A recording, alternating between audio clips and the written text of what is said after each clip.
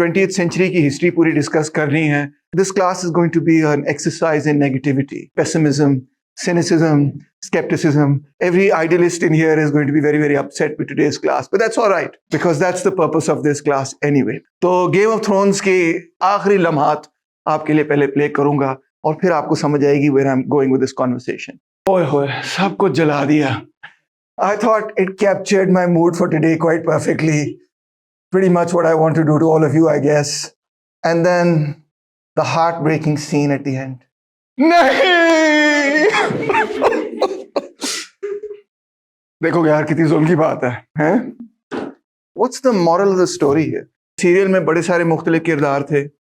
कुछ आपको अच्छे लगे होंगे, कुछ आपको बुरे लगे होंगे. कुछ तो पहले से ही बुरे थे, वो कहते भी थे हम बुरे हैं, हमें तो कोई और चीज़ की गर्ज नहीं, हम तो पैसा बनाना चाहते हैं, या हम दौलत चाहते हैं, या हम जो है इक़्तिदार चाहते हैं, हमें कोई और कुछ और नहीं चाहिए. We want power. So what was it about this particular woman that made her different from everybody else? Let's start there. What was it about her that was different? Yes, they were part of the wheel. Yeah, they were reconciled with the system, and she was trying to break the system.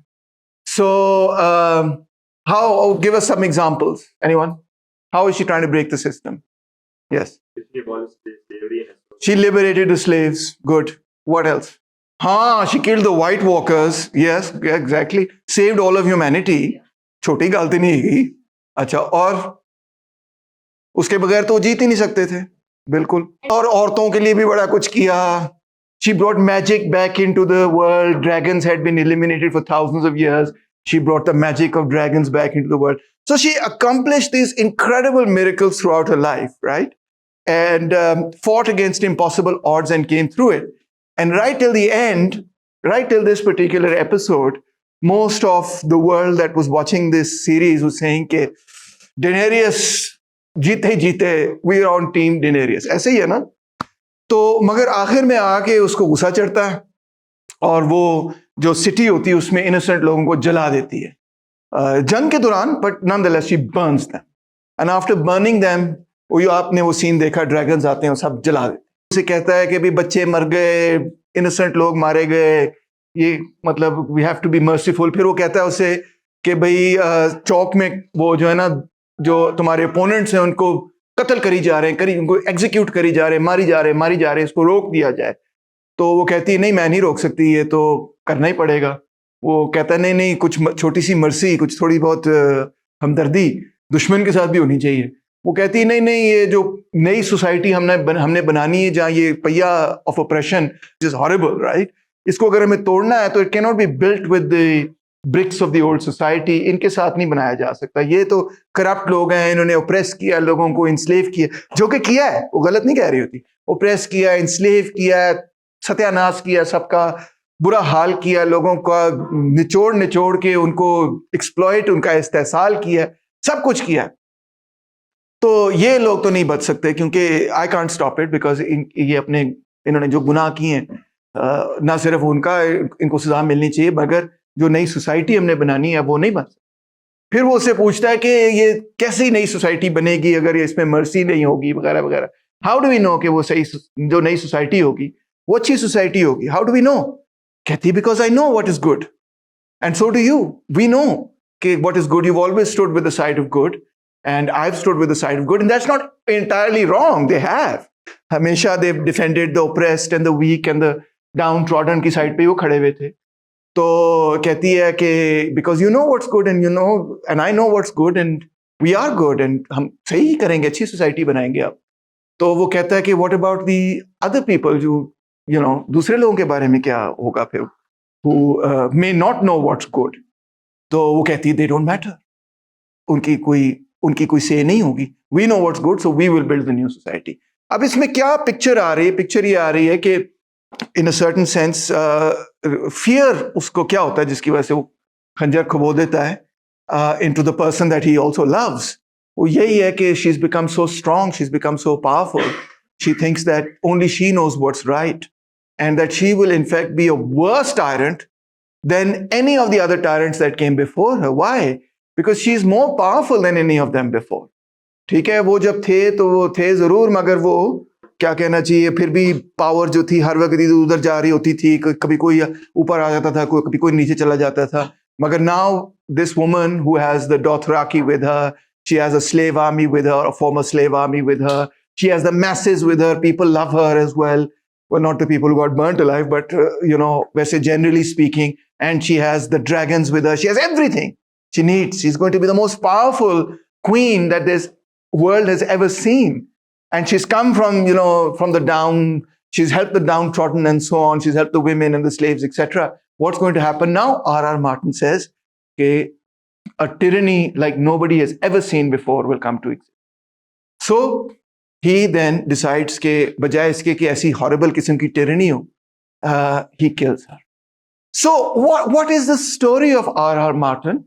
What is he trying to say? And how does this relate to the 20th century? ये असल सवाल है कि 20वीं सदी की सियासत और उसकी सकाफत और उसकी पॉलिटिकल सोच का आर.आर. मार्टिन की इस स्टोरी से क्या ताल्लुक है. अब आपको पता है कि गेम ऑफ थ्रोन्स जो कि HBO ने प्रोड्यूस की है is the most expensive TV serial ever produced. एक सीरियल पे वो इतना पैसा खर्च करते थे जितना पूरी फिल्मों पे खर्च नहीं होता.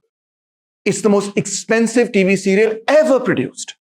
And it is the most successful TV serial ever in the history of television. जितने लोगों ने ये सीरियल देखा है, कभी किसी दुनिया में किसी टीवी सीरियल को इतनी कामयाबी नहीं मिली जितनी गेम ऑफ थ्रोन्स को मिली. ठीक है. So it represent something much bigger. It's not just के भाई किसी ने सोचा, एक पूरी मशीनरी उसके पीछे है, लोग उसको रिलेट भी कर रहे हैं उससे, सब कुछ. It represent something very very big. It's अगर एक तरह से आप ये कहें कि विक्टर ह्यूगो का ले मिज़राबल्स वाज द ग्रेट नॉवल, इतना मोटा नॉवल है, of the 19th century, then in a certain sense perhaps in the future someone will write that R.R. Martin's Game of Thrones was the novel of the 20th century that closed the 20th century in a certain. But what did it have to say? If you remember Les Miserables, उसका पूरा message जो है एक तरह से इनकलाबी किस्म का message है. ठीक है. जो रेबेल कर रहे हैं लोग, they are the ones that are the just. Whether they win or not is a separate issue. मगर वो सच्चाई की साइड पे खड़े. और यहाँ पे एक century later the novel or the TV serial of this century is saying the opposite. कि वो जो पिछली सदी के इनकलाबी थे, अगर वो कामयाब हो गए, उसमें तो वो कामयाब होते नहीं, हार जाते हैं. 1830 का जो रेवोल्यूशन था वो हार गया, उनको क्रश कर दिया in Victor Hugo's novel and also in reality. यहां पे वो ये कह रहे हैं कि अगर ये कामयाब हो जाएं तो ये तो इतनी बुरी डिक्टेटरशिप पैदा कर देंगे, इतनी बुरी टिरनी पैदा कर देंगे कि बेहतर है कि इनको खंजर घुसा के मार दिया जाए. And actually the hero of the story ends up, according to R.R. Martin, is not Daenerys Targaryen, but it is the other guy. What's his name? Jon Snow. लड़कियां खुश हो जाएं. ठीक है ना. Jon Snow becomes the hero of the whole story because he prevents Daenerys from becoming that tyrannical queen that he thinks she will become, and R.R. Martin also believes she's become. और final उसमें वो scene में जो मैंने दिखाया नहीं आपको, उसका ड्रैगन भी आता है और वो जॉन स्नो को मारने लगता है. फिर मगर वो फैसला करता है कि मैं नहीं मारूंगा.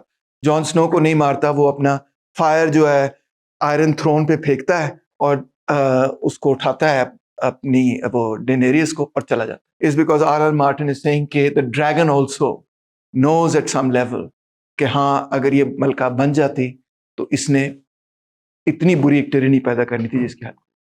So he accepts it. So what is the lesson and moral of the story? In fact, अगर इसकी सारी ख्वाहिश ही ये थी that the wheel must be broken, in a certain sense, it's a depressing idea.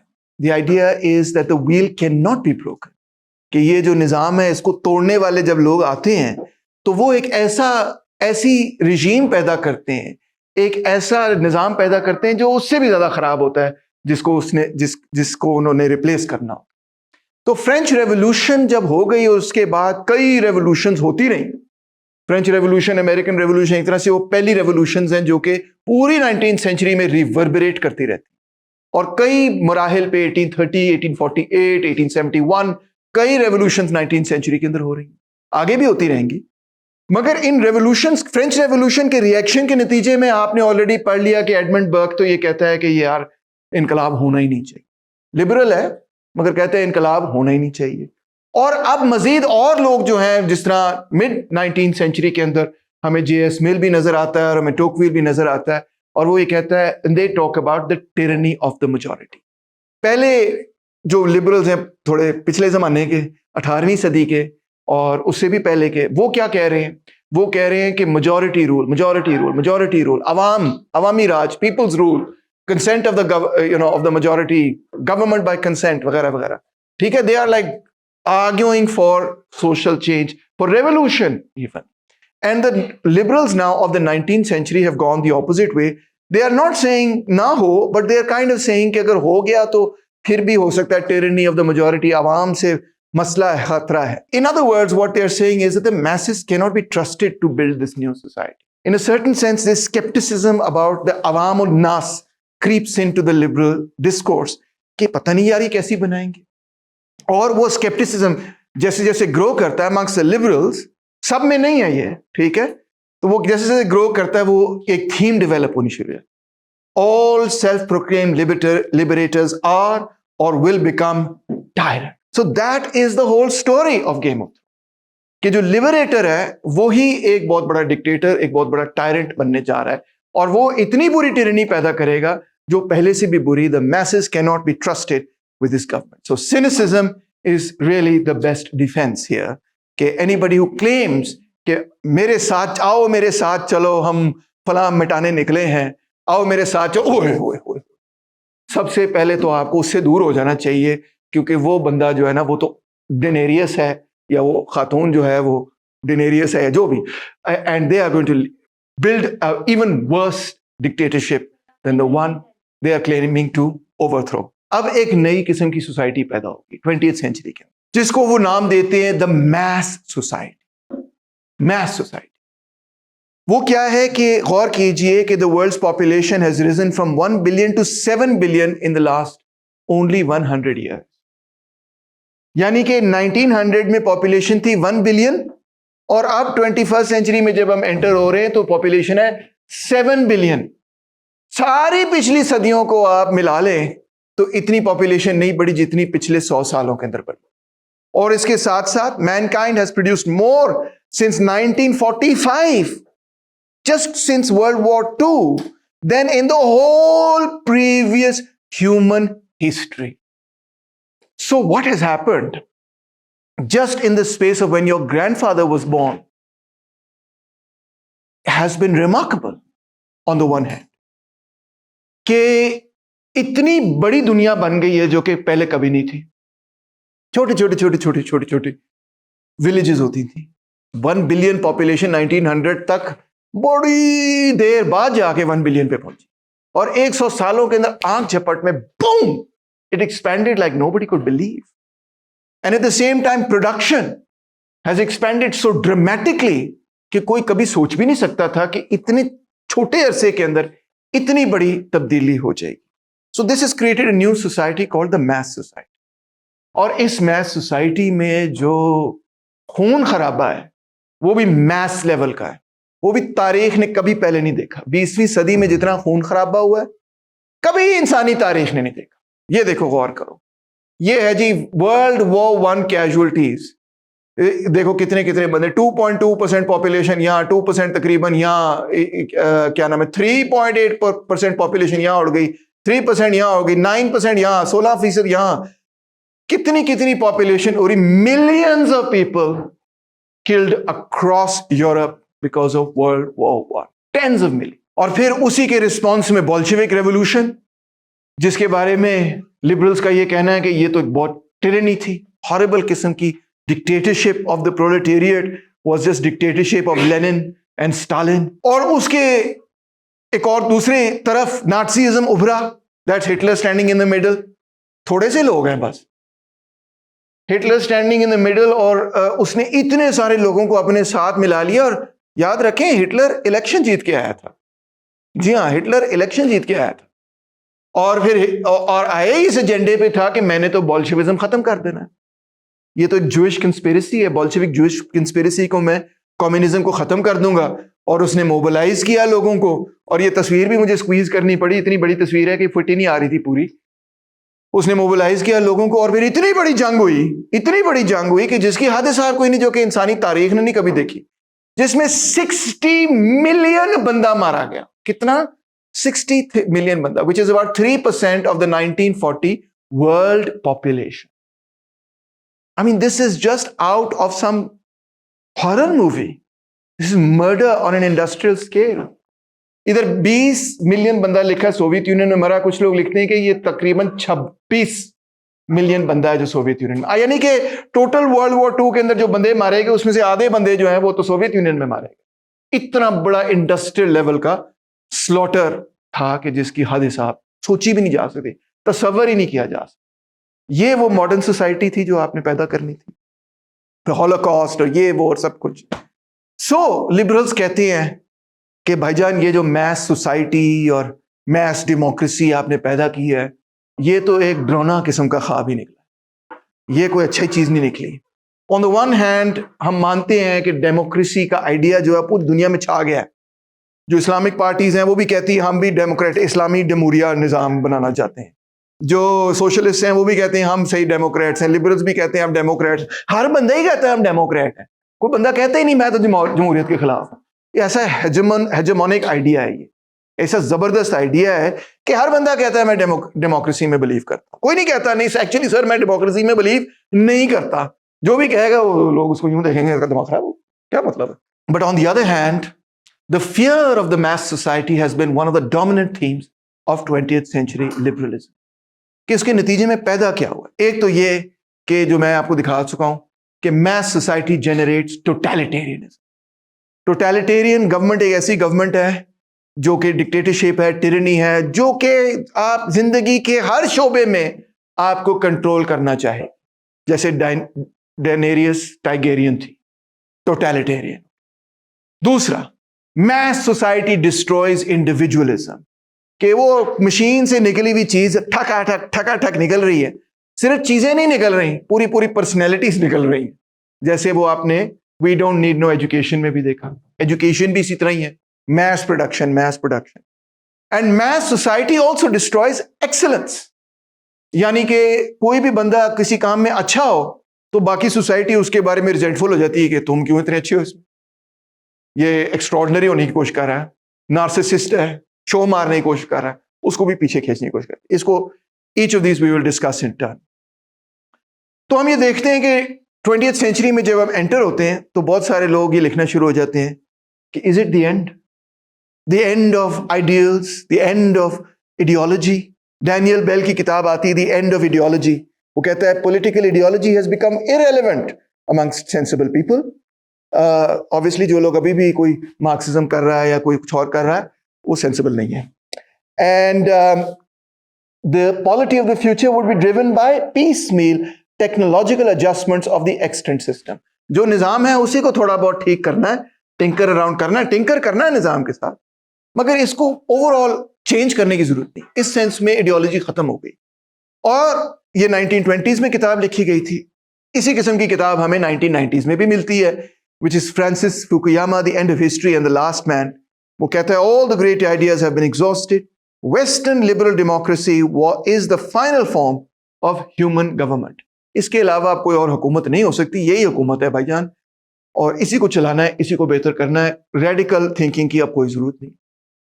Marxist tradition जो है वो कहता है नहीं, वो जारी रखता है उस लिबरल ट्रेडिशन को जो कहता है कि भाई the majority have to come into power. Marxist tradition ये कहता है कि जो बुर्जुआ तबका, जो कैपिटलिस्ट क्लास इक्तदार ले चुकी है, वो अब खुद एंटी वर्किंग क्लास हो गई है, क्योंकि उनको ये खौफ है, ये डर है कि वर्किंग क्लास हमसे भी इक्तदार ना ले ले। हमने फ्यूडल लॉर्ड से लिया, ये हमसे ले लेंगे, तो अब इनको दबाओ, इनको चुप कराओ। So lot of people begin to ask कि भाई मार्क्स ने कहा था यूरोप के अंदर इनकलाब होगा, अब यूरोप के अंदर इनकलाब क्यों नहीं हुआ? इसके बहुत सारे लोग जवाब तलाश करते हैं, और एक बंदा जिसने मार्क्सिस्ट जवाब इसका तलाश किया, दिस गाय नेम्ड एंटोनियो ग्रामशी, जो कि इटालियन मार्क्सिस्ट था, कम्युनिस्ट पार्टी ऑफ इटली का लीडर भी था। और बेचारे को जब फैशिस्ट गवर्नमेंट आई, यानी कि मुसलिनी की हुकूमत आई, इसको जेल में तुन दिया। 7 साल बेचारा जेल में रहा, जहाँ पे तक ही लॉस्ट हिज हेल्थ, और जब वो मरने लगा था तो उसको छोड़ दिया कि जाके जेल में ना मरे। मगर बेसिकली उसकी जिंदगी इस तरह तबाह कर दी। मगर प्रिजन में बैठ के उसके उन्हें अपनी नोटबुक्स लिखी कॉल्ड द प्रिजन नोटबुक्स, और वो इतनी इन्फ्लुएंशियल हुई कि 20th सेंचुरी की मेन लिटरेचर में शामिल है। उसमें वो ये कहता है कि जी बुर्जुआजी एक चीज बनाती है कॉल्ड आइडियोलॉजिकल हिजेमनी। जो भी रूलिंग क्लास है, हर रूलिंग क्लास एक चीज बनाती है कॉल्ड आइडियोलॉजिकल हिजेमनी। आपको कन्विंस करने की कोशिश करती है किसी ना किसी तरह से, उसमें कल्चर को इस्तेमाल करती है कि जो सिस्टम है वो बिल्कुल ठीक है। For Gramsci then R.R. Martin's whole serial of the Game of Thrones is part of the cultural hegemony of bourgeois ideas or capitalist ideas कि the world cannot change. और मजीद ये कि consent is constantly being manufactured through the mainstream media and through this effort of hegemony and through culture. Culture therefore becomes a terrain of struggle for society. Noam Chomsky ने भी इसमें बड़ा खूबसूरत लिखा, thought control in a democratic society. Gramsci ने इस पे कहा कि अगर ये इनका कल्चर है एक किस्म का कंज्यूमरिज्म का और ये सब कुछ, तो हमने इसके काउंटर कल्चर बनाना है, काउंटर हेजेमोनिक कल्चर बनाना है जो इस कल्चर के खिलाफ लड़ाई करेगा। इस तरह कल्चर के खिलाफ लड़ाई करते हुए लोगों के दिमागों को चेंज करेगा और फिर इनकलाब होगा। मगर हमारे पास ऑल्डस हक्सली जैसी किताब में ब्रेव न्यू वर्ल्ड लिखी तो 1932 में गई थी, मगर अभी उसका दोबारा से सीरियल भी बना, ये रिडली स्कॉट की फिल्म है, और अभी एक और सीरियल भी बना है विद अदर एक्टर्स एक्सेट्रा।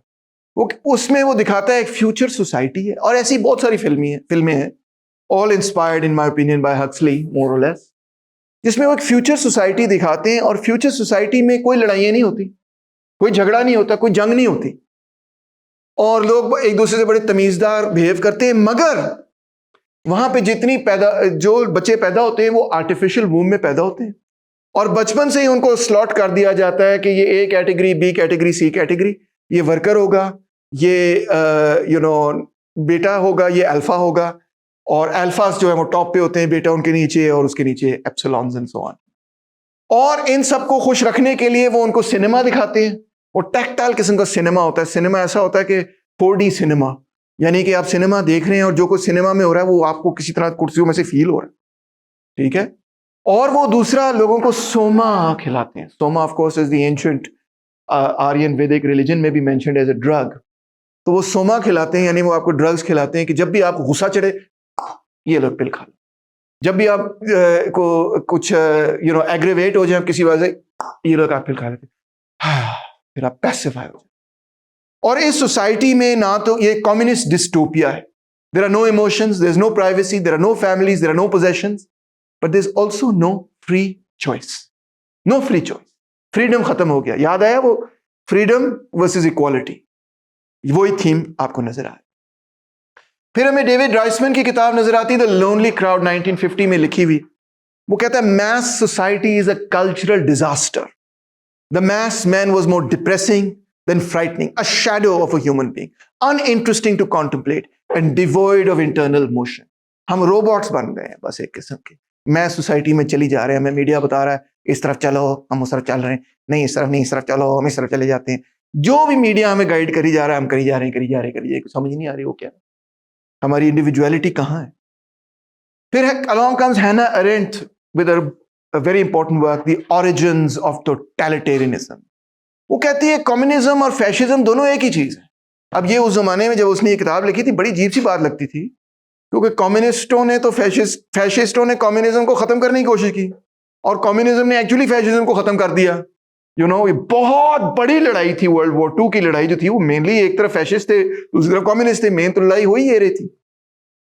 तो उसमें कम्युनिस्ट जीत गए। तो कहती नहीं ये एक जैसे हैं, ये दोनों एक ही हैं, they are identical totalitarian movements and they both develop out of this mass society.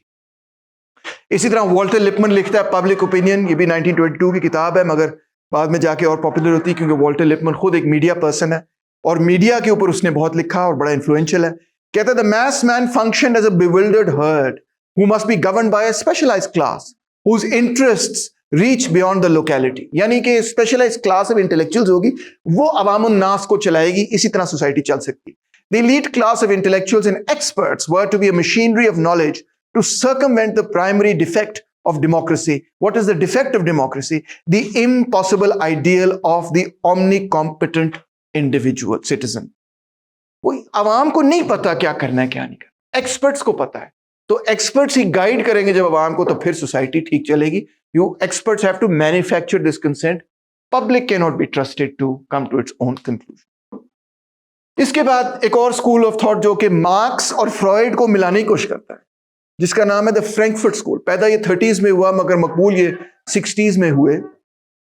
शुरू इसको थियोडर अडोर्नो और मैक्स हॉर्कहाइमर ने किया, जो दोनों जर्मन इंटेलेक्चुअल्स थे और जूस थे, क्योंकि तो उनको वहां फैशिज्म से भागना पड़ा, क्योंकि हिटलर भाईजान तो कत्ल कर रहे थे यहूदियों को, तो उनको भागना पड़ा.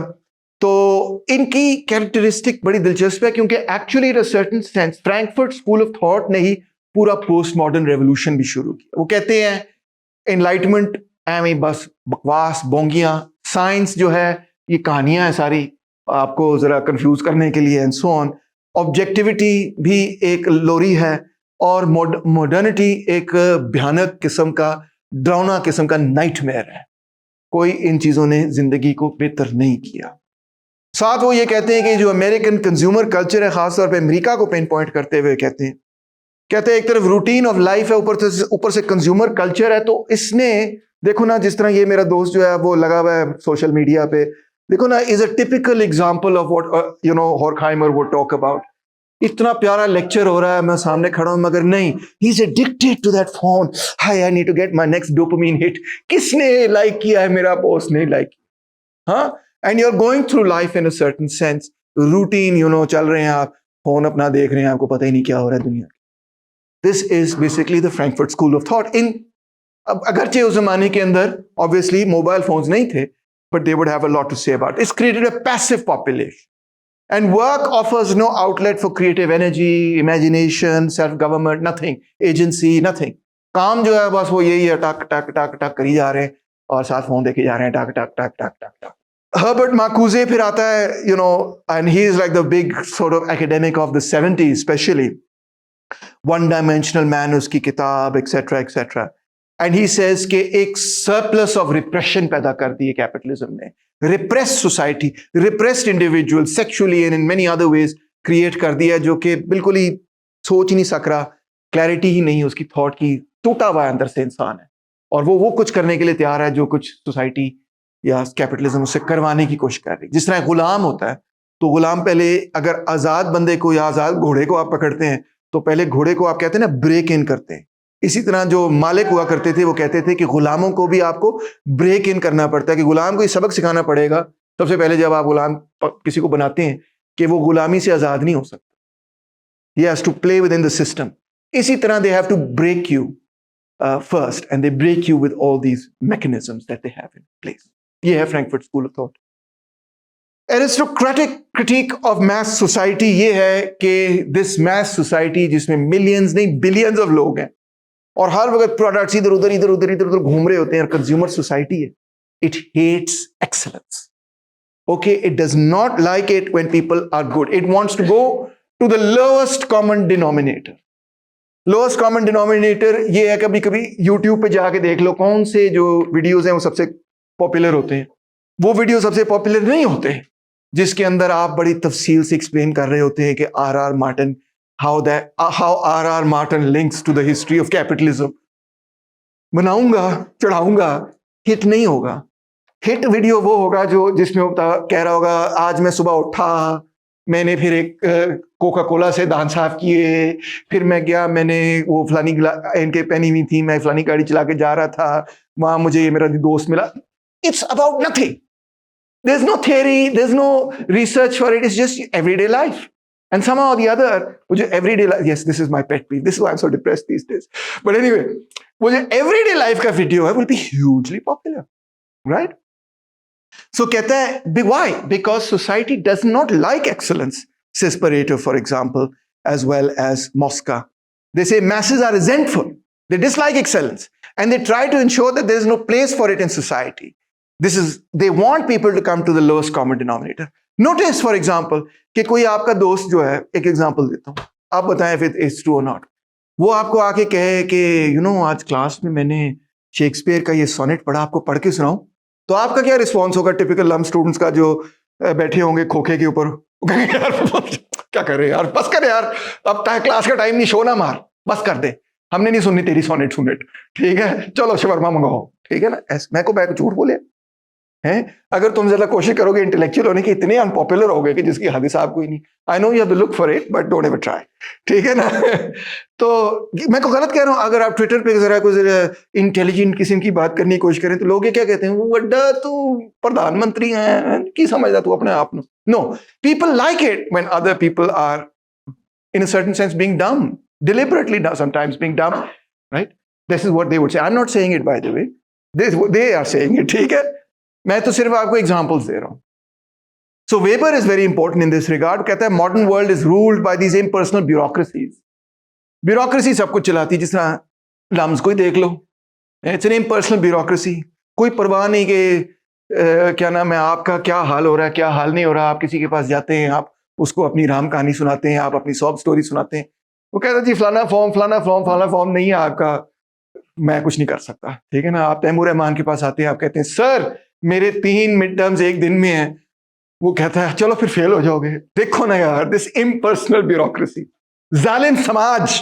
We get what we call elite theorists in the sense that they both took it for granted that only a small minority of people ever exercised real power in a society. And from here we come to people like Schumpeter, Joseph Schumpeter. वो कहता है कि society को अगर आप study करें, there is an iron law of oligarchy. एक oligarchy rule करती है, चाहे सोशलिस्ट सोसाइटी हो या कैपिटलिस्ट सोसाइटी हो। इंटेलेक्चुअल एलीट, प्रोफेशनल पॉलिटिशियंस, वही बेसिकली रूल करते हैं। दे secured legitimation from the public to take the decisions that matter, supervising a second elite of civil servants who implemented them, answering at intervals to a mass electorate that had the good sense to let them get on with the job between elections. That's how modern societies are run. In other words, the elite continue to control the process in all kinds of societies, whether socialist or capitalist, etc. Hi, this is so depressing. Then we have C.W. Mills. और उसकी बड़ी famous किताब थी the power elite. He says all important decisions are taken by an elite. और ये जो elite है, they all know each other already. इनकी आपस में शादियां भी हुई होती हैं। ये सारे एचएन कॉलेज से फिर लम्स आ जाते हैं, या चलो एलजीएस से। ये एक दूसरे को अच्छी तरह जानते हैं, बचपन से जानते हैं, एक ही क्लब्स में जाते हैं, एक ही रॉयल कंट्री क्लब, एक ही टेनिस कोच वगैरह वगैरह। They know each other from forever, ठीक है। And they are married, they are intermarried to each other, etcetera etcetera.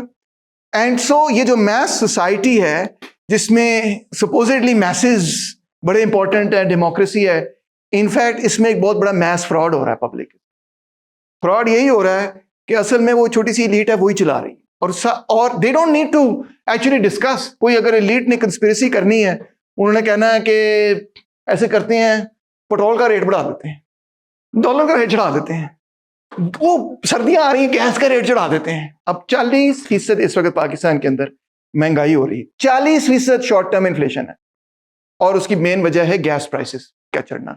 तो ये कैसे होता है? ये सब प्रोसेस कैसे होता है? ये ऐसे नहीं होता कि किसी को बैठ के ये साजिश करनी पड़ती है।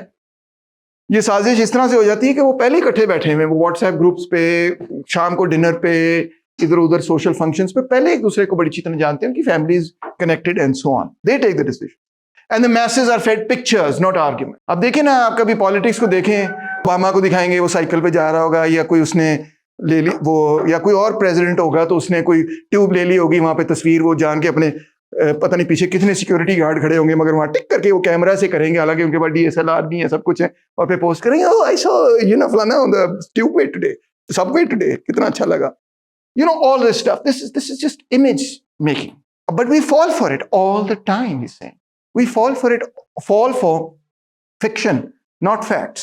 We fall for image rather than arguments all the time. And the political system, ये elite है जो control कर रही है इसको, मगर actually kind of like the elite is in control, but nobody in the elite is in control. It's fragmented all over the place. अब 20वीं सदी में जैसे हम एंटर हो रहे हैं, आपको नजर आ रहा है कि जो लिबरल्स हैं उनकी थॉट प्रोसेसेस में एक बहुत बड़ा शिफ्ट नजर आता है।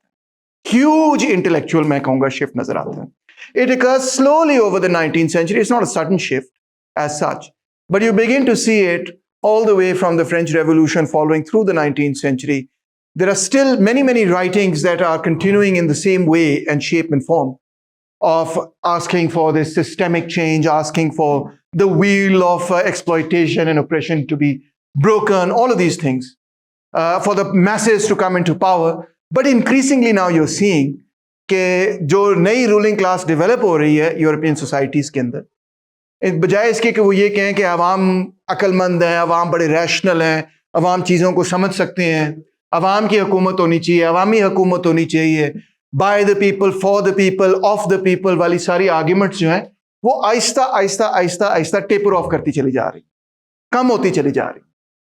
और yes, there is still this lip service, let's say, to democratic values in the sense कि हर 5 साल बाद, हर 4 साल बाद कोई ना कोई पॉलिटिकल लीडरशिप इलेक्ट जरूर होगी और उसके अंदर fundamental rights of speech, assembly, association, rights of minorities, ये वो जो कॉन्स्टिट्यूशनल राइट्स बनाए गए हैं वो प्रिजर्व भी होंगे.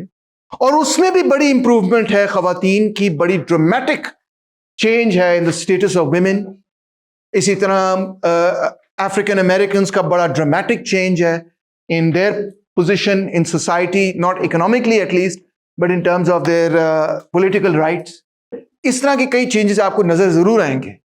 मगर वो जो सिस्टेमिक चैलेंज टू कैपिटलिज्म है वो अब कम से कम, या systemic challenge to the ruling class, या वो जो असूल बनाया था पहले कि जो भी हुकूमत होगी वो अवामी हुकूमत होगी, वो अब आपको नजर आ रहा है कि there is increasing scepticism about the ability of the masses, A, either to form the government, and B, if they form the government, to form a government that will uphold the values of freedom and liberty. मतलब खौफ यही है कि कोई ऐसी हुकूमत अवाम बनाएगी जो कि बड़ी टिरानिकल होगी. दिलचस्प बात यह है कि ये जो लफ्ज़ मैंने इस्तेमाल किया टिरानिकल, ये लफ्ज़ भी हमने ग्रीक से उठाया हुआ है. आपको याद होगा ग्रीक्स के ज़माने के अंदर भी एक बंदा होता था जिसका नाम होता था द टायरेंट. और वो टायरेंट एक बाकायदा पोजीशन होती थी, ये नहीं कि it was a pejorative term, ये नहीं कि किसी को गाली निकाल रहा होता था बंदा, ओए टायरेंट दे पुत्र, ये नहीं था मामला. वो अपने आप को भी कहता था yes I am a tyrant, या Greeks would say we need a tyrant right now. Tyrant एक किस्म की डिक्टेटरशिप ही बनाता था टू फिक्स द सिस्टम और व्हाटएवर, राइट. और डेमागोग का लफ्ज, पॉपुलिस्ट का लफ्ज, ये लफ्ज भी उस जमाने के लफ्ज हैं. डेमागोग मीन्स जो अवाम की जबान बोले, जो अवाम की जुबान बोले. आज हम डेमागोग का सोचते हैं बड़ा नेगेटिव है ये लफ्ज, राइट.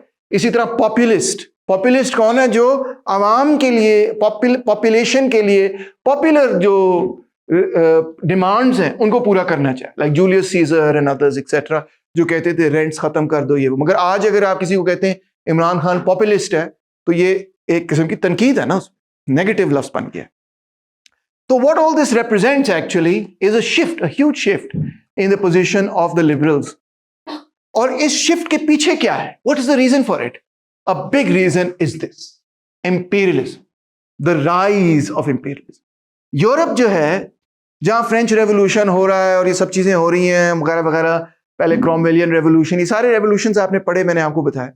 अब यूरोप जो है एक मेजर इंडस्ट्रियल पावर बनना शुरू और एक मेजर एम्पायर बनना शुरू हो गया. फ्रांस सिर्फ फ्रांस तक महदूद नहीं, पूरे नॉर्थ अफ्रीका के अंदर, वेस्ट अफ्रीका के अंदर फैला हुआ है. ब्रिटेन जो है वो एक बहुत बड़ा ह्यूज एम्पायर है. सो एक नई चीज पैदा हुई जिसको हम कहते हैं इंपीरियलिज्म. मगर इनफैक्ट ये नई चीज बिल्कुल भी नहीं है, क्योंकि ये लफ्ज एम्पायर, इंपीरियलिज्म, ये तो बड़ा पुराना लफ्ज है. Empire derives from the Latin imperium and this basically initially meant command. Imperial guard, imperial troops meant what? Command. ठीक है, to see that you are in command meant that you are the emperor.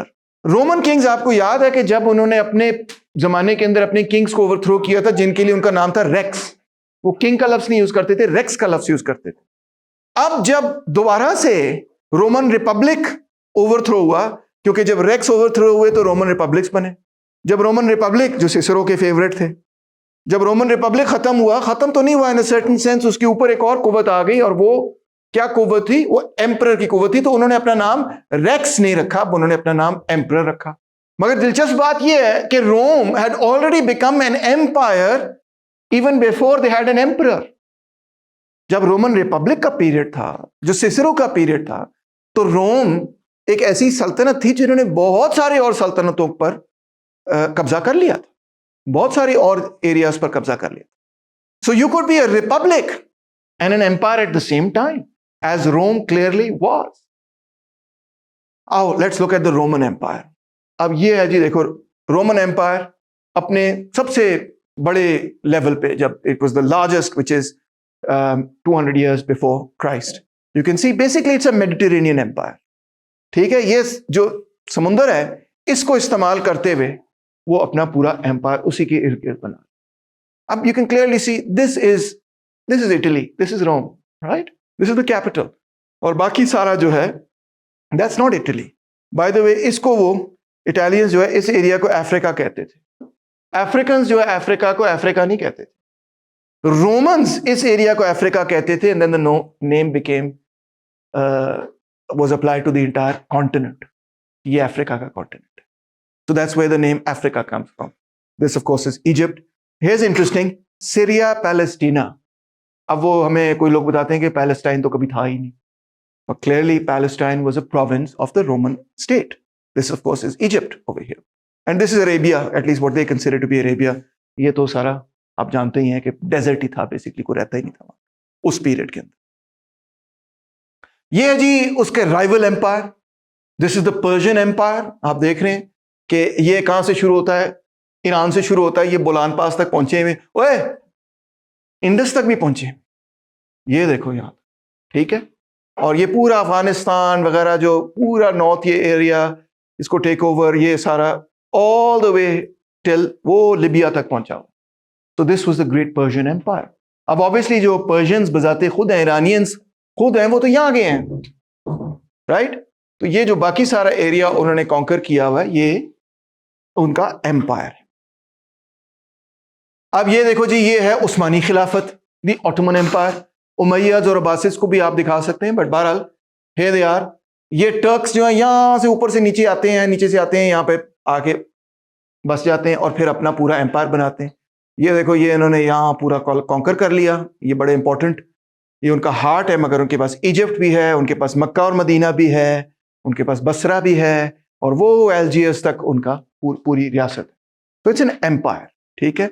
जब हम कहते हैं, हिजबुल तहरीर वाले कहते हैं कि उस्मानी खिलाफत वापस कायम हो जाए, तो बेसिकली वो ऑटोमन एम्पायर को दोबारा से कायम करने की एक ख्वाहिश रखते हैं।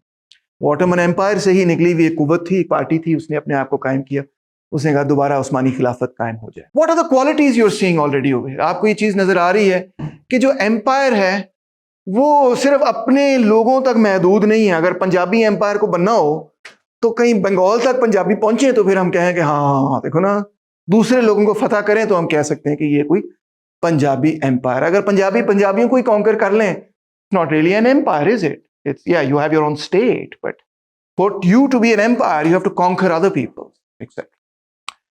Oh my God, this is one of the largest empires in history. This of course is the Mongol Empire। Check करो, लाल हो गया क्योंकि इतने उन्होंने बंदे मारे हैं, बहुत बंदे मारे उन्होंने, फ्रेंकली।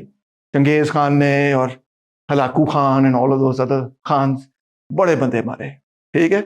तो बहरहाल आप देख सकते हैं चाइना पूरे का पूरा, वो देखें वहाँ यूक्रेन तक पहुंचे हुए, ऑफ कोर्स यहाँ तक मिडल ईस्ट वगैरह जो अब्बासिद खिलाफत थी उसको खत्म कर दिया 1258 के अंदर। उसके बाद इस्लाम कहते हैं कुछ लोग, उसकी वजह से ही डाउनफॉल उसका आ गया। अगरचे the Mongols on this side accepted Islam, the Mongols on this side accepted Buddhism, मगर वो एक अलग कहानी है। वियतनाम में भी बड़ी जबरदस्त लड़ाई हुई, bye the way. Just recently visited Vietnam, और वो जो बता रहे थे कि किस तरह मंगोल जब आए थे हमने उनको किस तरह से हराया। मैं तो हैरान हो गया, बड़ी दिलचस्प किस्म की वो भी कहानी है। One of the largest empires in history. But what about empires in this age that we are interested? ये तो एंशिएंट पुराने एम्पायर्स हो गए ना, हमें तो दिलचस्पी है आज के ज़माने के, या कम से कम 20th सेंचुरी एम्पायर्स के बारे में, जो कि हम कहेंगे empires in the age of capitalism. अब ये बात इस वजह से कंफ्यूजिंग लगती है कुछ लोगों को, आपको तो नहीं लगती होगी, आप तो सियाने किस्म के लोग हैं, मगर कुछ लोगों को इसलिए ये बात कंफ्यूजिंग लगती है क्योंकि जब पहली वो लिबरल रेवोल्यूशंस हुए, जिसमें फ्रेंच रेवोल्यूशन जैसे रेवोल्यूशन शामिल हैं, जिसमें अमेरिकन रेवोल्यूशन शामिल है, जिसमें और बहुत सारी इस किस्म की ट्रांसफॉर्मेशन शामिल हैं, तो उनके नारे इस किस्म के थे कि you know all men are created equal, बाद में औरतों को भी शामिल कर लिया, you know all men are created, blacks को भी उस वक्त नहीं शामिल करने के लिए तैयार थे, मगर you get the picture right. All men are created equal, equality, liberty, fraternity. तो इसमें एम्पायर तो नहीं फिट होता ना, इसमें तो पूरा डिस्कोर्स ही एक और है कि भाई हमने एक ऐसी सोसाइटी बनानी जो कि बराबरी की बुनियाद पे होगी। So a change that starts by a transformation that starts by this nara of equality becomes transformed into an empire that itself strikes those as a contradiction, especially if you take those naras at face value and say this is what you're trying to achieve. Here, for example, first and foremost is the British Empire. These are the maritime empires. The British Empire is the largest empire of this period of history, the 20th century. ये देखो Australia भी लिया हुआ है जहां पे वो अपने सारे कॉन्विक्ट्स को भेजते थे, पता ना आपको इसके बारे में। ये देखो India, the jewel in the crown, right, all the way to Burma. ये पाकिस्तान भी आपको थोड़ा थोड़ा आउटलाइन उसकी नजर आ रही है। ये मिडल ईस्ट के अंदर पैलेस्टाइन वगैरह आपको नजर आ रहा है कि उन्होंने टेक ओवर किया हुआ है, right, Iraq and so on. ये इजिप्ट से लेके हुए all the way down to South Africa, ये पूरे का पूरा ईस्टर्न अफ्रीका जो है उनके कंट्रोल में है। ये जो वेस्टर्न अफ्रीका आप देखेंगे कि ये दूसरों के कंट्रोल में है। ये हो गया जी फ्रेंच एम्पायर। अब आप देखें कि ये ऊपर आ गया फ्रांस, और ये पूरा एरिया अफ्रीका का फ्रेंच कॉलोनियल एम्पायर। यहाँ नीचे भी Madagascar, Indo China, this is Vietnam plus Laos, लाओ, कंबोडिया एक्सेट्रा वगैरह, ये सारा कुछ उन्होंने टेक ओवर किया हुआ। तो ये मैरीटाइम एम्पायर इस सेंस में है कि ये दो देखो, यहाँ पे भी इनके पास अच्छी किश्तियां थी, ये किश्तियों से यहाँ जा रहे थे, इनके पास भी अच्छी किश्तियां थी, किश्तियों से यहाँ जा रहे थे, और किश्तियों से जाके इन्होंने इतनी दूर दराज इलाके के अंदर एम्पायर्स बनाए। जो मंगोल्स थे वो मैरीटाइम एम्पायर नहीं थे, वो एक लैंड बेस्ड एम्पायर। और रोमन्स के पास ये शिप्स वगैरह थी, ऑटोमन्स के पास भी थी, मगर mainly their main force was land.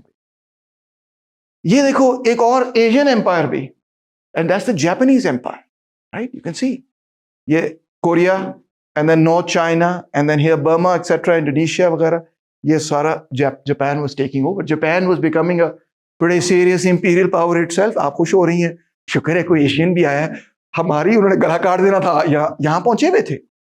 और जब बाय द वे वो यहाँ पहुंचे थे तो सुभाष चंद्र बोस ने कहा कि ब्रिटिश को निकालने के लिए मैं इनसे मदद ले लेता हूँ। ये किस्सा आपने सुना ना, and he created the Indian National Army. He took help from the Japanese. Japanese, of course, in turn were also connected to the Germans at that time. ये देखो जी, ये है ज़ारिस्ट एम्पायर। ये थोड़ा सा लाइट ग्रीन इसलिए है क्योंकि दूसरे लोग मानते नहीं कि ये उनका एम्पायर का हिस्सा है, मगर बहरहाल था उसका हिस्सा। Massive 11 time zones, you know, वहाँ यूरोप से लेके यहाँ व्लादिवोस्टॉक तक पूरे का पूरा यूरेशियन कॉन्टिनेंट का की मेजॉरिटी जो है ज़ारिस्ट एम्पायर का हिस्सा। अब ये जो डिवीजन थी दुनिया की, जिसमें ब्रिटेन सबसे बड़ा था, रशिया था, यू नो, ऑटोमन्स थे, बहुत बड़ा एम्पायर था उनका, फ्रेंच थे, और दो एम्पायर्स मैं भूल गया हूं मेंशन करना, मगर वैसे बोल देता हूं। एक स्पेनिश एम्पायर था, पोर्चुगीज एम्पायर था, और लैटिन अमेरिका के अंदर, साउथ अमेरिका के अंदर वो फैले हुए थे। दीज एम्पायर्स 5-6 मुल्कों ने बेसिकली पूरी दुनिया को काट लिया और काट के एक दूसरे में तकसीम कर लिया। बल्कि बेल्जियम के अंदर एक कॉन्फ्रेंस हुई किंग लियोपोल्ड के तहत, जिसमें उन्होंने एक पूरा प्लान बनाया कि अफ्रीका को किस तरह से हमने स्लाइस अप करना है लाइक अ केक, और उन्होंने उस पर फैसला किया कि अच्छा ब्रिटेन तुम यहाँ से आ जाना, मगर यहाँ से आगे ना जाना। एक नक्शे पे बाकायदा उन्होंने लकीरें खींची, उन्होंने कहा फ्रांस तुमने यहाँ से आगे नहीं जाना, इंग्लैंड तुमने यहाँ से आगे नहीं जाना, फलाने तुमने यहाँ से आगे नहीं जाना, ये तुमने ये नहीं करना, तुमने इस तरह करके उन्होंने पूरा अफ्रीका जो है ना कार्व अप करके टेक ओवर कर। अब जो पुरानी पावर्स थी उसमें फ्रांस शामिल है, उसमें ऑफकोर्स यूनाइटेड किंगडम ब्रिटेन शामिल है, उसमें रशिया शामिल है। यूनाइटेड स्टेट्स इस सेंस में एक ट्रेडिशनल एम्पायर नहीं था कि जहां जहां वो कॉन्कर कर रहे थे रेड इंडियंस को, एक तो उनको ऐसे ही मार देते थे या खुद ही मर जाते थे, मगर दूसरा ये कि जिन स्टेट्स को बहरहाल उन्होंने कॉन्कर किया उनको उन्होंने अमेरिका का एक की कॉलोनी बनाना शुरू कर दिया, कॉलोनी बना, बाय विच दे मेंट कि भाई ये भी अमेरिका का एक स्टेट बनेगा। पहले 13 स्टेट्स थे, फिर अब आपको पता है 50 से ज्यादा स्टेट्स हैं, ठीक है, और कुछ स्टेट्स जो है वो हाफ किस्म के स्टेट्स हैं लाइक पोर्टोरिको। मगर फिर उसके बाद जब उन्होंने वो पूरी वेस्टवर्ड एक्सपेंशन कर ली, फिर उन्होंने जाके फिलीपींस को भी कॉन्कर किया, तो वहां पे उन्होंने अपना एम्पायर और बनाना शुरू किया। So America was a late entrant into the game of empire as such. Italy और Japan also late entrant but very successful. तो ये एक तरह से जो एम्पायर्स थे ना, ये या स्टेट्स थे, ये एक तरीके से इस्टेब्लिश थे, पहले इन्होंने पहले टेक ओवर किया हुआ था। अब मुकाबले में इनके कौन आया, जरा पुशअप्स वगैरह निकाल के। सबसे पहले तो जर्मनी जो है ना, प्रशियन स्टेट, बड़ा ही सक्सेसफुल मिलिट्री स्टेट, और प्रशिया ने एक्सपैंड करना शुरू किया अंडर ऑटो वॉन बिस्मार्क। कई उसने जंगें लड़ी और बड़ी सक्सेसफुली लड़ी। प्रशिया की जो मिलिट्री थी ना, हाय हाय हाय, बेस्ट इन यूरोप समझी जाती। उन्होंने बड़ा रैपिडली टेक ओवर करना शुरू किया, और आप देखें बढ़ते बढ़ते बढ़ते बढ़ते बढ़ते उन्होंने पूरे का पूरा ये एरिया टेक ओवर कर लिया। जर्मनी के साथ ऑस्ट्रो हंगेरियन एम्पायर ऑलरेडी जुड़ गया। ऑटोमन एम्पायर ने भी ये सोचा, अब तक ऑटोमन एम्पायर बुढ़ा बाबा सा हो गया था, उनको पता था हम जंगें हार रहे हैं, तो उन्होंने ये सोचा कि हम सेंट्रल पावर्स के साथ अगर मिल जाएं तो हमें, उनको डर ये था कि ब्रिटेन और France are going to tear us apart and also Russia, तो उनको इनसे थ्रेट थी, तो वो भी इनके साथ जुड़ गए। कोई नजरियाती नजरूती मसला नहीं था इनका आपस में, मसला यही था कि किसको कहां से थ्रेट आ रही है। तो इस तरह ये बन गई सेंट्रल पावर्स। अब इनके दरमियान हुई वर्ल्ड वॉर 1, और ये बहुत बड़ी जंग थी। इसके बाद दोबारा वर्ल्ड वॉर 2 भी तकरीबन यही फॉर्मेशन थी। अब सवाल ये पैदा होता है, the most important question for our course is why did this happen. जब आप किसी जर्नलिस्ट वगैरह को देखेंगे या किसी कैजुअल हिस्टोरियन को देखेंगे, तो उसमें वो बताएगा आपको कि ऑस्ट्रिया के शहजादे को सर्बिया के अंदर गोली मार दी और फिर उसके बाद जंग शुरू हो गई। हाँ, these are the details of how it happened in the sense of what were the, nitty-gritty of what was going on. But what were the reasons for it? The reasons had to do with the fact कि Britain और France industrialised हो चुके थे, और जो उनकी economic power थी उसको इस्तेमाल करते हुए दे हैड बिकम एम्पायर। और जर्मनी वगैरह ये लेट इंडस्ट्रियलाइजर्स थे, इनकी इंडस्ट्रियलाइजेशन शुरू हुई 1870s के बाद। ब्रिटेन की इंडस्ट्रियलाइजेशन शुरू हुई 1780s के अंदर। That's the period of the industrial revolution. तो जब जर्मनी ने इंडस्ट्रियलाइज किया, उन्होंने बड़ी तेजी से इंडस्ट्रियलाइज किया। उन्होंने एक नया मॉडल इस्तेमाल किया जिसमें उन्होंने कहा कि हम रियासत को इस्तेमाल करते हुए तेजी से इंडस्ट्रियलाइज कर लें, and they were very successful at it. The state was very central to their industrialisation. उन्होंने कहा लेजे फेयर मॉडल नहीं हमने इस्तेमाल करना, एडम स्मिथ यू कैन दफा हो जाओ, हम फ्रेडरिक लिस्ट को लेके आते हैं, और फ्रेडरिक लिस्ट के मॉडल को फॉलो करते हुए उन्होंने एक प्रोटेक्शनिस्ट किस्म का सिस्टम बनाया। स्टेट ने हेविली फाइनेंस किया रेलवेज को और चीजों को, और बहुत तेजी से इंडस्ट्रियलाइज किया, ब्रेक नेक स्पीड पे इंडस्ट्रियलाइज किया, स्टेट लेड कैपिटलिस्ट डेवलपमेंट। अब जर्मनी ताकतवर हो गया। जब जर्मनी ताकतवर हो गया तो जर्मनी ने कहा कि where's my piece of the pie? ठीक है, अफ्रीका में भी तुम बड़े हुए हो, एशिया में भी तुम बड़े हुए हो, अब हमारी बारी, हमने बढ़ना है, हमने एम्पायर बनाना। I am not joking with you, they were the new power and they wanted to become the new world empire. Game ही सारी एम्पायर की थी। तो इस वजह से उन्होंने जंग की, मगर फर्क ये था कि जंग वो अफ्रीका में नहीं करना चाह रहे थे, जंग वो यूरोप में ही करना चाह रहे थे, क्योंकि अगर यहीं से जर्मनी फ्रांस को हटा दे, डिफीट कर दे, तो फ्रांस की जितनी पोजेशंस हैं वो जर्मनी के कंट्रोल में आ जाती हैं ना। So that's what world war 1 was all about. It was basically about recarving the empire, the old imperial powers versus the new imperial powers.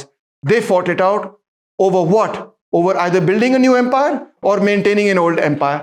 The war was about the globe, who's going to dominate it, who's going to dominate India, but it was fought in Europe, not in India, not in Africa, not in Asia. अब ये जो पूरा period है, इसमें Europeans ने जिसमें पूरी दुनिया में जाके हुक्मरानी अपनी कायम की, 200 साल वो यहाँ पे भी रहे। आपको पता ही होगा 1857 की आपने वॉर ऑफ इंडिपेंडेंस के बारे में पाक स्टडीज में रट्टा लगाया होगा जवाब देने के लिए, और कहा होगा कि खसमानु खाए सानू की, राइट, नाम जोकिंग। इस सारे प्रोसेस को उन्होंने जस्टिफाई कैसे किया? What was the justification for it? क्योंकि अभी तो आप लिबर्टी, इक्वालिटी, फ्रेटर्निटी की बात कर रहे हैं, अभी तो आप कह रहे हैं कंसेंट ऑफ द गवर्नड, और ऊपर से आप जाके पूरे इंडिया को आपने यूं निचोड़ लिया, अपनी मुट्ठी में डाल दिया। वो ये कहते थे कि ये तो खैर चीजें कवर हो ही गई हैं, अभी मैंने ऑलरेडी आपको मेंशन कर दी कि जो नई इकोनॉमिक पावर उनके पास डेवलप हुई, that gave them the ability to come and dominate our societies. ये समझना बहुत जरूरी है बाय द वे, क्योंकि हम अक्सर जो एक्सप्लेनेशन देते हैं तारीख में कि मुगलों को क्यों शिकस्त हुई, मुगलों को इसलिए शिकस्त हुई क्योंकि वो शराब बहुत ज़्यादा पीते थे, मुगलों को इसलिए शिकस्त हुई क्योंकि वो रंगीले मिजाज बहुत ज़्यादा हो गए थे, मुगलों को इसलिए शिकस्त हुई क्योंकि वो आराम पसंद ज़्यादा हो गए थे, मुगलों को इसलिए शिकस्त हुई क्योंकि नमाजें कम पढ़ते थे, मुगलों को इसलिए शिकस्त हुई क्योंकि इस्लाम से दूर हो गए थे। It has nothing to do with मुगलों को शिकस्त क्यों। ना तो वो पहले इस्लाम के को बड़ा करीब थे, ना बाद में ज़्यादा करीब हुए या ज़्यादा दूर हुए। ना वो पहले, these are the Mughals are the Mongols. The Mongol Empire in India is the Mughal Empire. तो आप ज़हीरुद्दीन बाबर की किताबें पढ़ लें, उसकी ऑटोबायोग्राफी पढ़ लें, but all of this is part of history. All of it is part of history. So it can't be the reason. Until Aurangzeb, they were fighting like, they were good fighters. There's no doubt about that. They would often fight with each other, kill their own brothers, etc. as well. Kill their father. आंख में सुई घुसा के अंधा भी कर देते थे, पता ना आपको? तो ये सब कुछ तो चल रहा था. This is nothing to do with it. कि वो क्यों हारे? अगर वो इसलिए हारे तो फिर ऑटोमन्स क्यों हारे? अगर वो किसी वजह से हारे तो फिर अफ्रीकन इतने सारे जो स्टेट्स थे वो क्यों हारे? सबकी एक्चुअल वजह एक ही हो सकती है ना, और वो ये कि the balance of power in the world had shifted, and it had shifted because of capitalism. Because this new system that the Europeans had developed, this capitalist system, उसने इतनी तेजी से तरक्की की, इतनी नई साइंस, टेक्नोलॉजी, इंडस्ट्री पैदा की कि उसके मुकाबले में जितने पुराने निज़ाम थे, वो खिलाफत का हो, वो ऑटोमन्स का हो, वो मुगलों का हो, वो किसी अफ्रीकन ट्राइब का हो, वो एबोरिजिनल ट्राइब का हो, जिसका मर्जी हो, वो चाइनीज का हो, वो उसके मुकाबले में कुछ थे ही नहीं. वो उसके स्टैंड ही नहीं कर सकते थे उसके सामने. जो उनकी टेक्नोलॉजी थी, जो उनकी वेपनरी थी, जो उनकी ऑर्गेनाइजेशन थी, वो superior. So that's why these empires came to dominate, is because they had a superior economic and political system. Not because of ethical reasons, okay, but because they had a better system. And once they had, of course, come to dominate, तो जो जुल्म उन्होंने किए वो तो आपको पता ही होने चाहिए. शायद आपको नहीं पता, मगर बड़े बुरे थे. How did they justify it? They said, we are bringing civilization to the world. हम इन अनपढ़ लोगों को, जाहिलों को तहजीब सिखाने आए, हम इनको साइंस सिखाने आए, हम इनको सिखाने आए हैं. सो एक थ्योरेटिकल नैरेटिव बनाया गया जिसके अंदर एक हिस्सा था जिसको वो कहते थे सिविलाइज्ड वर्ल्ड, और एक हिस्सा था जिसको वो कहते थे अनसिविलाइज्ड वर्ल्ड. हालांकि जो अनसिविलाइज्ड वर्ल्ड थी वो बहुत पुरानी उसकी तहजीब थी, और उस जमाने से भी पुरानी तहजीब थी जिस जमाने के अंदर वो सो कॉल्ड सिविलाइज्ड वर्ल्ड को अपने आप को भी सिविलाइज नहीं तस्वर कर सकती. और हम बड़े फखर से ये बताते हैं बार बार कि मुसलमान तो ये कर रहे थे जब आप डार्क एजेस में थे. वो अलग बात है कि मामला उलट हो गया, मगर बहरहाल. So how was the justification and provided कि दुनिया को उन्होंने इस तरह से डिवाइड किया कि एक सिविलाइज्ड वेस्ट है और एक अनसिविलाइज्ड ईस्ट है, या अनसिविलाइज्ड अफ्रीका है, अनसिविलाइज्ड नॉन वेस्ट है. और वेस्ट का ये काम है कि we have to bring civilisation to the uncivilised us. ठीक है. इसके नतीजे में ऑब्वियसली एक racial theory of the world पैदा होनी थी. The world was divided into, of course, the Europeans, and specifically not all Europeans, western Europeans. Because eastern Europeans जो स्लाव्स थे, वो हमें तो फर्क ही नहीं पता चलता, कोई स्लाव खड़ा हो जाए और कोई गोरा खड़ा हो जाए. वेस्टर्न यूरोपियन हमें को फर्क नहीं पता चलेगा, बट वो एक दूसरे में फर्क देख सकते हैं, उनको पता चल जाता है. जिस तरह हमें शायद चाइनीज और कोरियन में फर्क नहीं नजर आता, मगर चाइनीज बंदे को कोरियन बंदा बड़ी जल्दी आइडेंटिफाई कर लेते हैं वो एक दूसरे. ठीक है ना. तो जो स्लाव्स थे वो तो कहते थे ये भी बारबेरियंस ही, ये भी अनसिविलाइज्ड हैं, ये रशियंस और ये eastern Europeans and so on so fourth. But बहरहाल, सो ये racial theory of the world was the inevitable result of the process of imperialism, of colonial imperialism. Okay, how else can you justify taking over somebody else's land, taking over their countries, taking over their societies, taking over their civilizations, not just taking it over, smashing it into little pieces, destroying it, destroying their culture, languages, history, everything. How can you justify that if you don't say they are an inferior people and we are bringing knowledge to them? But the real reason, of course, was not knowledge. It was not enlightenment. It was not civilization. It was economic exploitation. So this led to what we can call scientific racism. Why was it scientific? Because it pretended to be. It was pseudo-scientific. It wasn't truly scientific, of course. Gobineau, जिसका मैंने लिखा भी था, उसकी जो किताब है, Essay on the Inequality of the Human Races, 1850s में ही अब ये ideas dominate करना शुरू होते हैं. और यूरोप में, he was an anti-Semite. He disliked both the Arabs and the Jews. By the way, the Arabs are also Semites. Many people don't realize this. The Arabs or Jews, Muslims, and Arab Muslims and Yahudis of Arab descent are both Semites. He was also hated democracy. He of course hated mass politics. He hated the French Revolution, democracy, all of this stuff, republicanism वगैरह. He was an aristocrat, as you can see from his picture. And he thought the white race originally possessed the monopoly of beauty, intelligence and strength. And वो ये कहता था कि white race should never mixed with the non-white race, because इस तरह से क्या होगा कि mix हो जाएगी race तो white race भी खराब हो जाएगी. Mix बच्चे पैदा हो जाएंगे, ये mix बच्चे नहीं पैदा होने चाहिए. We have to keep ourselves racially pure. और इसी ने जर्मन्स को कहा कि ये तो आर्यंस हैं और आर्यंस तो बड़े जबरदस्त होते हैं, और फिर इसकी थ्योरी को नाजी पार्टी ने टेकअप किया, और आपको पता ही है. इसी तरह जनाब कार्ल वॉट साहब हैं, वो कहते हैं इन लेक्चर्स ऑन मैन के, वो कहते हैं ब्लैक अफ्रीकन्स और वाइट रेसेस का कंपैरिजन करते हुए कहते हैं there are two extreme human types, the difference between them are greater than those between two species of ape, and this proves that Negroes are a separate species from the white. एक different किस्म के वो species है इनसे. So this was the kind of, और इसको वो हर किस्म की साइंस, और इसमें नक्की का जो है पैमाना करके और सर का पैमाना करके और पता नहीं कानों का पैमाना करके, और हो देखो ये तो डिफरेंट स्पीशीज है. Ridiculous, absurdity. और इसी के नतीजे में नाटसीज्म भी फिर बाद में पैदा हुआ. मगर दिलचस्प बात यह है कि अब अगर आप वेस्टर्न डिस्कोर्स को कभी स्टडी करें तो आपको ऐसे लगता है कि जैसे यूरोप जो है वो रेसिस्ट नहीं था, वो बड़े लिबर्टी, इक्वालिटी, फ्रेटर्निटी में बिलीव करते थे, और ये नाटसीज जो थे ये रेसिस्ट थे, ये पागल थे, ये कमबख्त, इनको पता नहीं क्या दिमाग खराब. It's not the case at all. In fact ये जो रेशियलिस्ट आइडियाज थे, क्योंकि दे वर woven, interwoven with the entire, campaign of imperialism.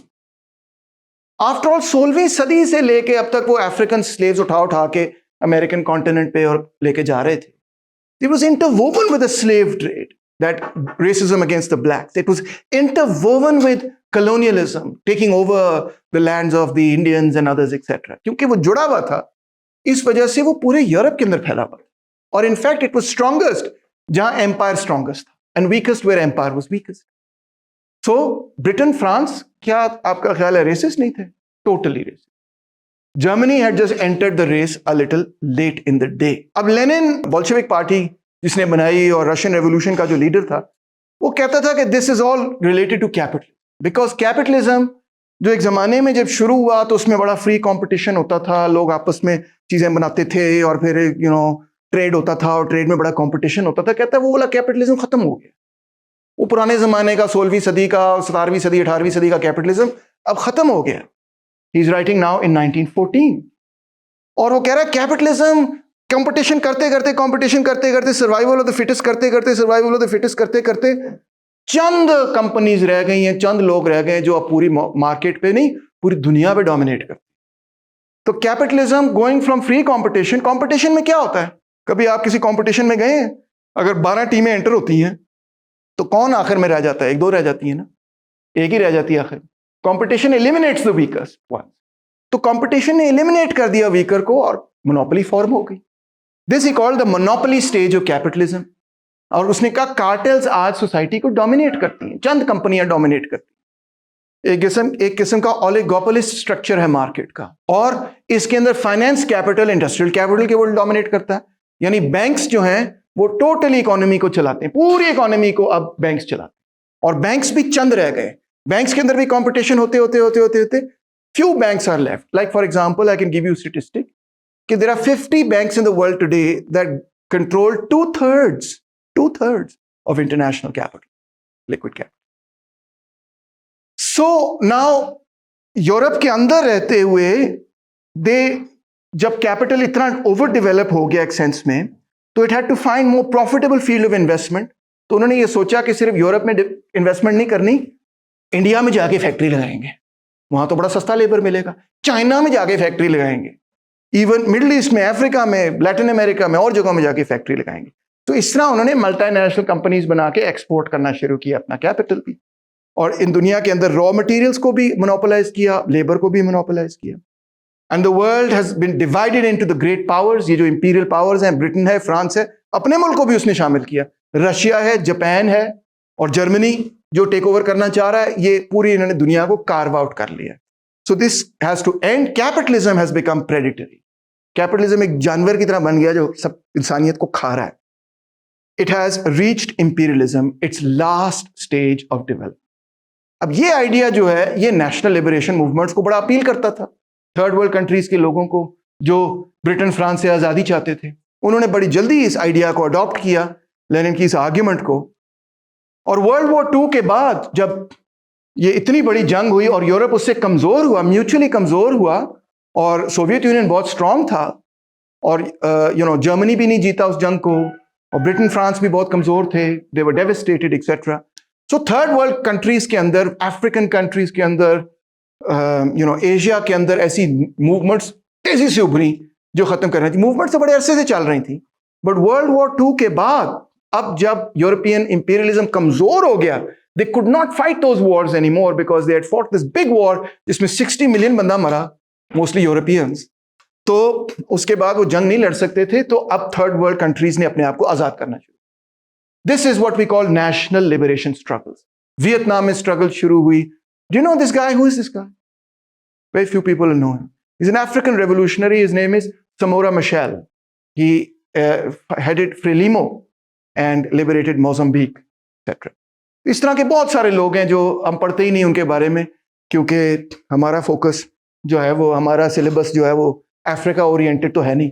अगर मैं कोर्स भी बनाऊंगा तो लोग कहेंगे लै इनू पढ़ के की फायदा, मैं तो हार्वर्ड जाना है, वो जो पढ़ा रहे हैं वो मैंने पढ़ाओ सर जी, वगैरह वगैरह। But so anyway, this became the theory of third world revolutionaries के इंपीरियलिज्म को हमने खत्म करना है, कॉलोनियलिज्म को खत्म करना है।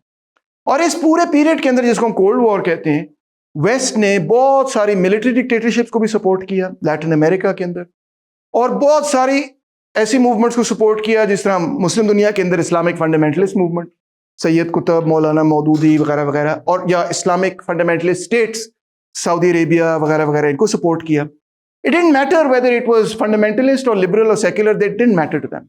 What matter to them is के वेस्टर्न इंटरेस्ट प्रोटेक्ट हो रहे हैं कि नहीं, economic interest, political interest protect हो रहे हैं कि नहीं। तो उसके लिए उन्होंने बहुत सारी मूवमेंट्स को, और खासतौर पर मुस्लिम दुनिया के अंदर इस्लामिक फंडामेंटलिज्म को भरपूर सपोर्ट किया, इख्वान अल मुस्लिमीन, ये वो वगैरह वगैरह। मगर इस सारी चीज के बावजूद वो एम्पायर्स नहीं बचे, वो एम्पायर्स नहीं बचे। 1947 के अंदर इंडिया पाकिस्तान आजाद हुए, बाद में बांग्लादेश अपना मुल्क बना। इतनी बड़ी मूवमेंट पीछे आ चुकी थी, एंटी ब्रिटिश इतनी बड़ी मूवमेंट आ चुकी थी कि ब्रिटिश न्यू कि अब यहाँ पे अगर हम रहेंगे तो इन्होंने हमें रहने नहीं देना, खून खराबा होगा, निकलो यहाँ से, कोई और ऑप्शन नहीं है, we not strong enough to stay. इसी तरह फिर इंडो चाइना के अंदर बहुत जबरदस्त मूवमेंट उभरी फ्रेंच कॉलोनियल रूल के खिलाफ।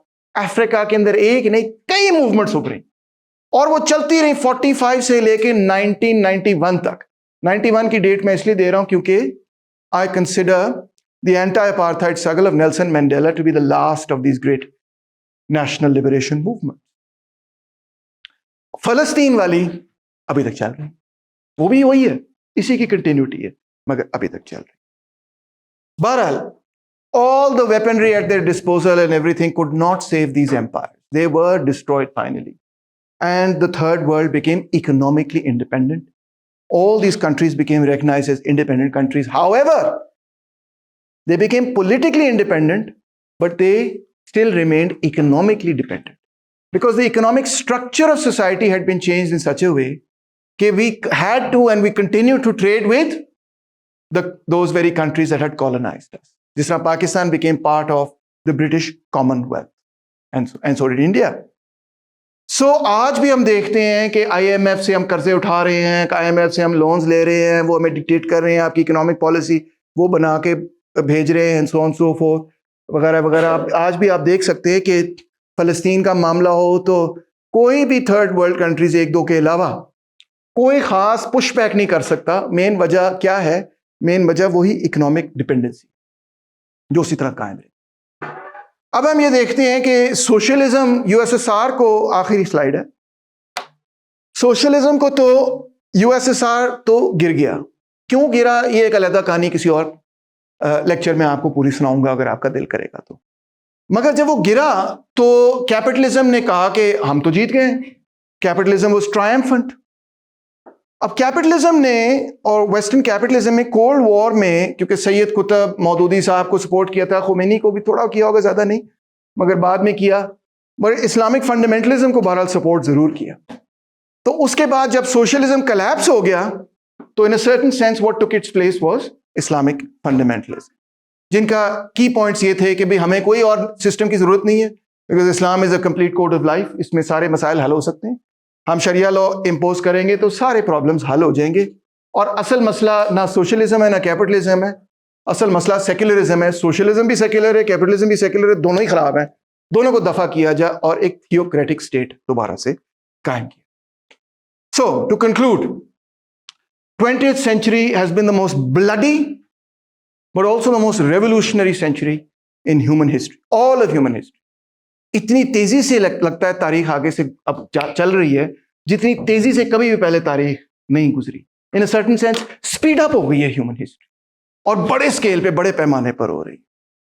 20th सेंचुरी में मेन डिबेट्स तो आप जानते हैं, कैपिटलिज्म वर्सेस सोशलिज्म चलती रही और नेशनल लिबरेशन मूवमेंट चलती रही। उन्होंने पुराने एम्पायर जो अफ्रीका एशिया के अंदर थे उनको तोड़ दिया।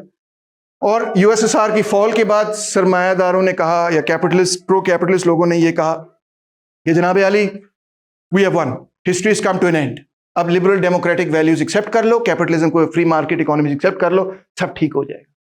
प्रॉब्लम इज कि सब ठीक नहीं हुआ। आप अपने मुल्क को देख लें, सब ठीक नहीं हुआ। वो डेवलपमेंट, वो प्रोग्रेस, पॉवर्टी एलिविएशन, पॉवर्टी का खत्म होना, रियल डेमोक्रेसी का पैदा होना, करप्शन का चलो खत्म होना, जो भी आप लिख सकते हैं, वो प्रॉब्लम्स खत्म नहीं हुई बल्कि वो एक तरह से और ज्यादा खराब हो गई। इनइक्वालिटी बढ़ गई, पॉवर्टी कई एरियाज के अंदर बढ़ती चलेगी। चलो चीन में कम हो रही है मगर वहां तो कम्युनिस्ट गवर्नमेंट है, वो तो लिबरल डेमोक्रेसी है ही नहीं। So now the defeat of socialism has led to all kinds of other movements, जिसको हम, कुछ रिलीजियस मूवमेंट्स हैं, कुछ आइडेंटिटी पॉलिटिक्स हैं, शनाख्त की सियासत जिसको हम उर्दू में कहेंगे, and so on. But the real question that needs to be asked is this one, जहां से मैंने आज का लेक्चर शुरू किया था, जब मैंने आपको गेम ऑफ थ्रोन्स दिखाई थी, और वो ये है, is this the end of history or do we need Daenerys Targaryen to come and break the wheel? Thank you.